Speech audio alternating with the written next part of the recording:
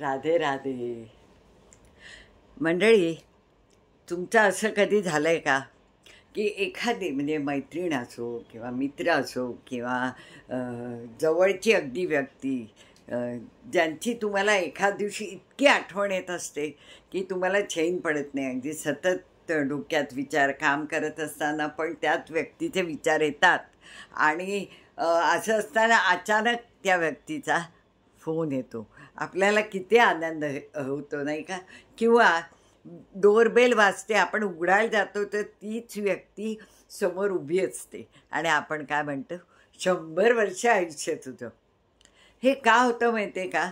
मी नेहमी म्हणजे अनेक माझ्या व्हिडिओत सांगते की ही जी ब्रह्मांड शक्ती, ही ऊर्जा शक्ती, ही वैश्विक शक्ती आहे ना, ही अत्यंत पॉवरफुल आहे. आपण जो करतो, जो विचार आपल्या इथे क्लिक होतो ना, त्याची लिंक आपोआप ती त्या व्यक्तीपर्यंत पोचते. त्याचं एक दुसरं उदाहरण पण मी तुम्हाला सांगते, ते पण लक्षात ठेवायला पाहिजे. एखाद्या व्यक्तीचा आपल्याला खूप राग येतो. राग आल्यामुळे आपण मनात जाम त्या व्यक्तीबद्दल खूप म्हणजे विचित्र वाईट विचार करतो. अशीच आहे, आता मी असंच केलं पाहिजे, तिचं असं, ती फारच वाईट आहे, तिचे बद्दल असं सतत निगेटिव्ह किंवा रागीट विचार आपल्या डोक्यात येतात.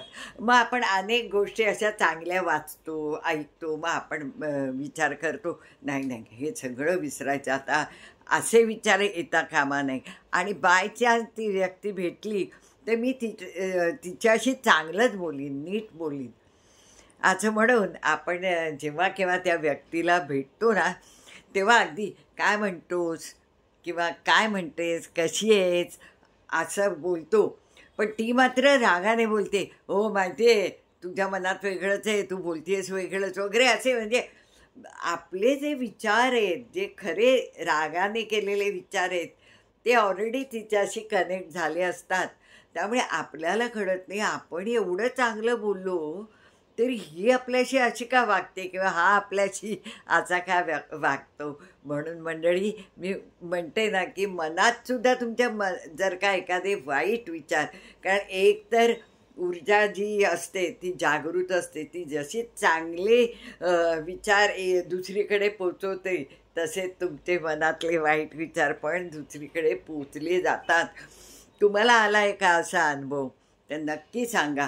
त्यामुळे मी जे म्हणते की सतत आपलं जे शरीर आहे हे जर मंदिर असेल तर आपला आत्मा हा परमेश्वर असतो. त्यामुळे मनात पण वाईट विचार येणार नाहीत ना, ह्याची आपण काळजी घेतली पाहिजे. आणि बायचान्स असे बघा, सगळे तुम्ही काय मी काय आपण सगळे माणसं आहोत. किती विचार केला तरी ते मन आहे, कळलं की नाही, ते इकडे तिकडे धावतं आणि त्याला काबूत आणायचा प्रयत्न करायचा. त्याच्यासाठी उपाय आहे आपला, आपल्या आवडत्या देवाचा नामाचा जप. आता मी तुम्हाला माझं चॅनलचं नावच अनुभवाचे बोल आहेत, तर मी तुम्हाला माझा एक अनुभव सांगते आईबद्दलचा, कळलं की नाही. तर मी नेहमी सांगते तर की आईवडील ज्यांच्या घरात असतात ना, ते घर ऑलरेडी आशीर्वाद मिळालेला असतं, देवाचा ब्लेस्ड असतं. कारण त्या ह्याला पॉझिटिव्ह वाईब्स नेहमीच असतात, कारण आईवडिलांचे आशीर्वाद त्या घराला नेहमी असतात. आणि आईवडील कधीच स्वप्नात सुद्धा आपल्या मुलाबाळांचं वाईट शिवत पण नाही त्यांच्या मनाला. माझे ना एक उदाहरण सांगते, अगदी म्हणजे आता माझ्या आईला उचक्या लागत असतील, स्वर्गात आहे. ते अगदी 40-45 वर्षापूर्वीचे, जेव्हा मी तरुण होते. म्हणून मी तरुणांना म्हणजे जे कोण ऐकत असतील की ज्यांचे आईवडील असतील त्यांना विनंती करते की खरंच आईवडिलांचे प्रत्येक गोष्ट तुम्ही ऐका. ते आपल्या वाईटासाठी स्वप्नात पण करत नाही. आपल्याला कधी कधी राग येतो. माझ्या आईने 45 जास्तच वर्ष झाली असतील माझ्याकडनं हे जे मी नेहमी म्हणते ना, ऊर्जा शक्ती, वैश्विक शक्ती, ब्रह्मांडाची शक्ती, त्याबद्दलचा बराचसा अभ्यास करून घेतला होता. आणि ॲक्युप्रेशर, जे मी आता नंतर तुम्हाला 3-4 गोष्टी सांगणार आहे त्या जरूर करा, तर ते सांगितलं होतं. तेव्हा मी तिला अत्यंत ह्याने म्हटलं काही होत नाही याचा, आई डॉक्टर कशाला आहेत, मग डॉक्टर कशाला झाले असते, हे असलं काही होऊन होणार असं. आता मला खूप वाईट वाटतं, पण त्याला आता उशीर झाला आहे. तर आता मी उदाहरण काय सांगते की मी म्हणजे डोळ्यासमोरनं असा अंधार यायचा, डोळ्यातनं घळघळ पाणी यायचं. तर मी ना सगळे डॉक्टर, स्पेशालिस्ट, अगदी ब्रेनचा पण काय म्हणतात ते करतात ना हल्ली, ते करून घेतलं होतं आणि कशात काही निघालं नाही. औषधं आणि उपचार असा अचानक काळा पडदा यायचा आणि दिसेनाचं व्हायचं. मी म्हटलं आता काय होतंय, आणि शेवटी काय म्हणतो तसं मला आईने शिकवलेले कोर्स आठवले आणि मी म्हटलं तर बसल्या बसल्या करूया, नाहीतरी बरं वाटतच नाही आहे, यांनी बरं वाटलं तर. आणि मी तुम्हाला खरोखर सांगते, मी जे उपाय केले त्याने माझं हे सगळं कमी झालं, हळूहळू थांबत पण आहे.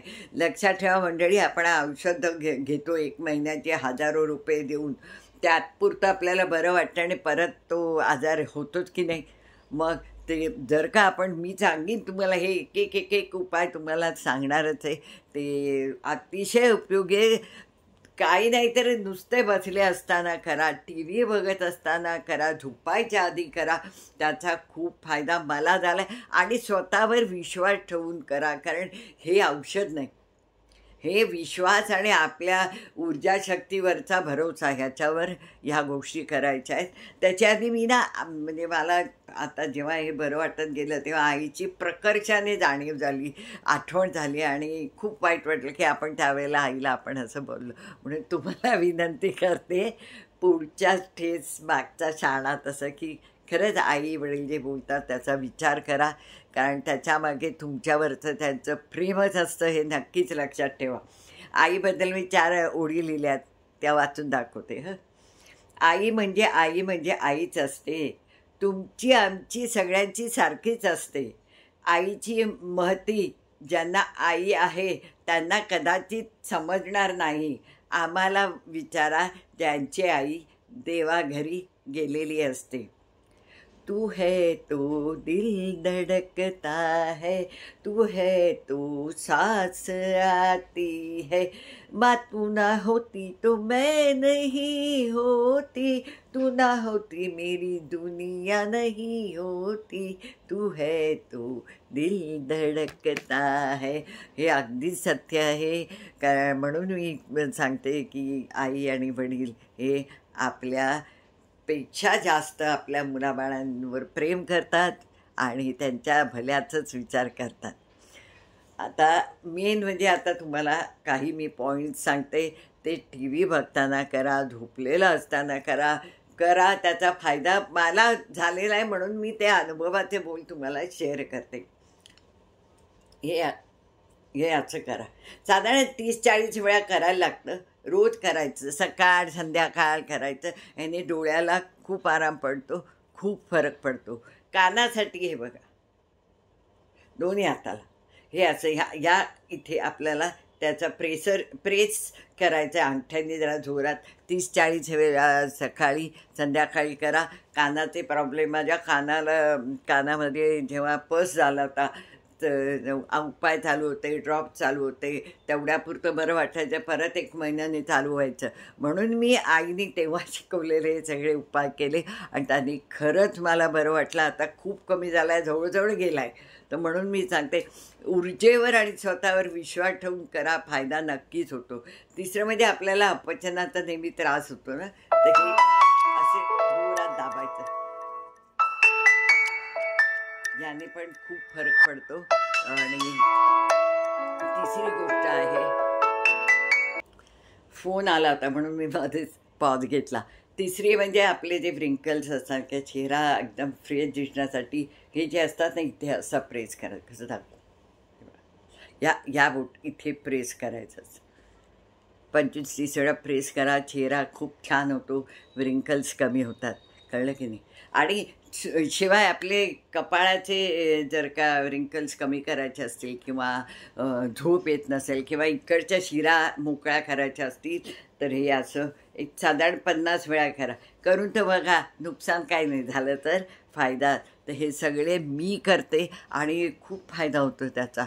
म्हणून मी तुम्हाला सांगते की तुम्ही पण हे करून बघा. राधे राधे.